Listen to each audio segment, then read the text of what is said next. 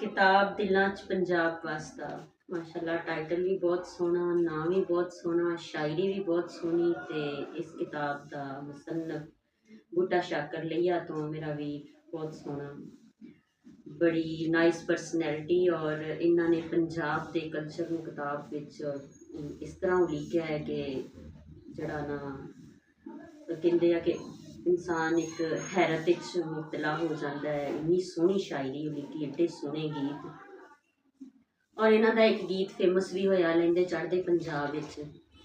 मैं इस किताब के नाम तो इन्नी मुतासर हुई हाँ कि मैं एक प्रोग्राम ब्रॉडकास्ट शुरू करन लगी सा तो मैं हले ना सोच रही सा ते जो मेरी किताब हाथ च आई तो मैं फौरन जेन च आया कि कितना सोहना नाम भाई ने रखा है।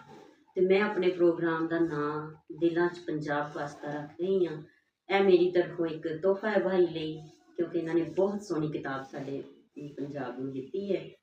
ਤੇ ਬਹੁਤ ਸ਼ੁਕਰੀਆ ਵੀਰ ਜੀ ਤੇ ਬਹੁਤ ਸਾਰੀਆਂ ਤੁਹਾਨੂੰ ਵਧਾਈਆਂ ਵੀ।